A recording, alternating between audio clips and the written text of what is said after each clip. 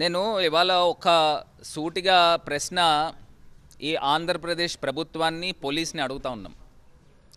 ఇప్పుడు ఒక Z+ protectee వేల మంది అభిమానులు, ప్రజలు, కార్యకర్తలు అందరూ కూడా జగన్మోహన్ రెడ్డి గారు ఎప్పుడైతే రోడ్డుపైకి వస్తారో వేల సంఖ్యలో ప్రజలు వస్తూ ఉన్నారు.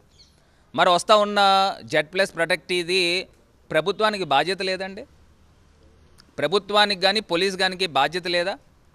అసలు వీళ్ళు కన్ఫైన్ చేస్తున్నారు. మీరు నెల్లూరు వెళ్తే 10 మంది రండి, లేదా ప్రసన్న కుమార్ రెడ్డి గారి ఇంటికి వెళ్తే ఒకళ్ళు వెళ్ళండి.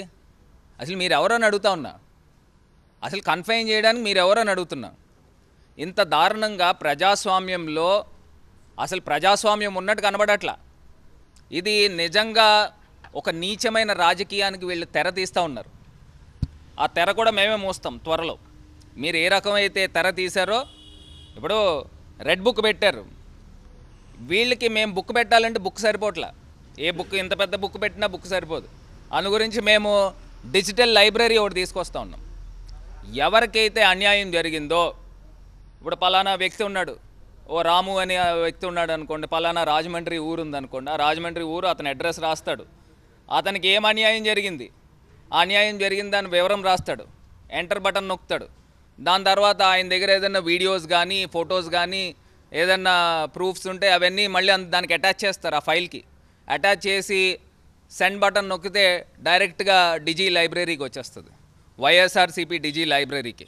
వచ్చిన తర్వాత ఇవన్నీ కూడా మేము ప్రభుత్వం వచ్చిన తర్వాత వేల సంఖ్యలు, ఇప్పటికే 14 నెలల కాల వ్యవధిలో చూస్తే వేల సంఖ్యలో దాడులు జరిగినాయి.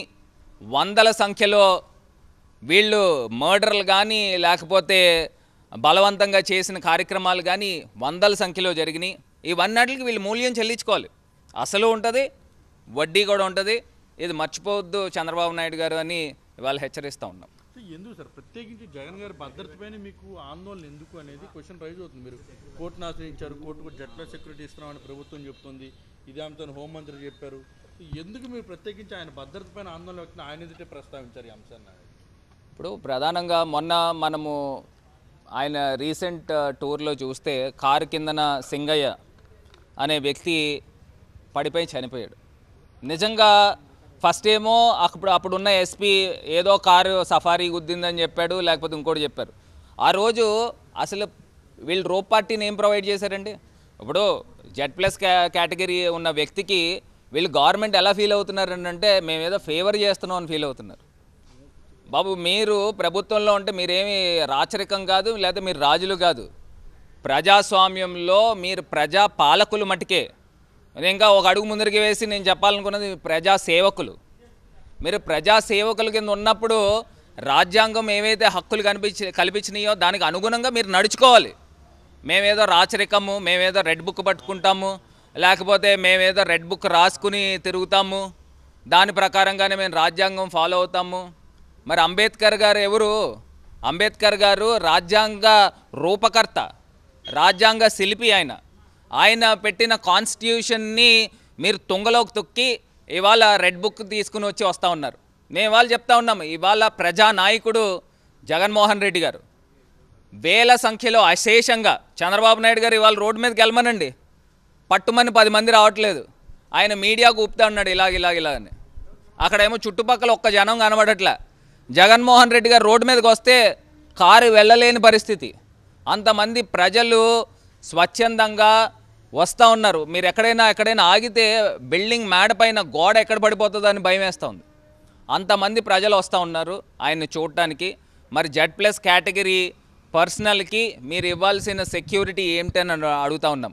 మొన్న చూస్తే ఆ రోజు మామిడి ఆ ప్రాంతం చిత్తూరు జిల్లాలో చూస్తే మొత్తం బంగారుపాలెం ప్రజలందరూ కూడా ఆయన్ని చుట్టుముట్టేశారు.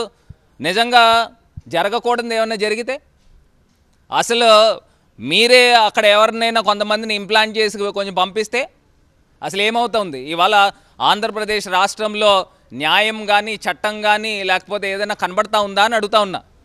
ఏమైనా కనబడతా ఉన్నా అక్రమంగా? నేను ఒకటే ఉదాహరణ చెప్తానండి. ప్రసన్న కుమార్ రెడ్డి గారి ఇంటి దగ్గర జరిగింది ఏంటి? సుమారుగా ఒక 80-100 మంది తెలుగుదేశం గూండాలు వచ్చేసి ఎవరైనా కారుని తిప్పేయగలుగుతారా? తిప్పి ఇసిరి పాడేశారు.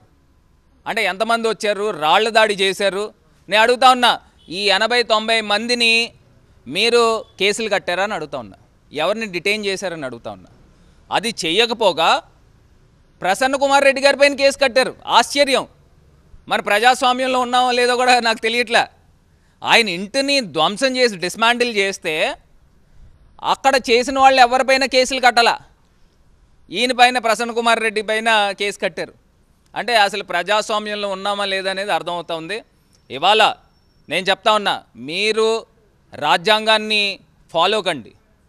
Z+ కేటగిరీ ఉన్న వ్యక్తికి మీరు, మాజీ ముఖ్యమంత్రి, ప్రజాదరణ ఉన్న వ్యక్తికి మీరు ఏ రకమైతే సెక్యూరిటీ కల్పించాలో ఆ రకంగా సెక్యూరిటీ కల్పించండి. అసలు మీరెవరండి 10 మందిని ఒకళ్ళు వెళ్ళాలని చెప్పడానికి? మీరెవరండి? నాకు అర్థం కావట్లా. మేము ప్రభుత్వంలో ఉన్నప్పుడు మేము ఎవరినైనా కన్ఫైన్ చేశామా? ఈ లోకేష్ అనే వ్యక్తి పాదయాత్ర చేశాడు. ఎప్పుడైనా అంటే మేము ఆంక్షలు పెట్టక్కర్లేదు అనుకోండి, ఎందుకంటే అక్కడ జనాలు కూడా పెద్దగా ఎవరు రాలా. మరి మీరు పాదయాత్ర చేయగలరా మేమే కనుక ఆపగలిగితే? అవన్నీ ఒకసారి దృష్టిలో పెట్టుకోండి.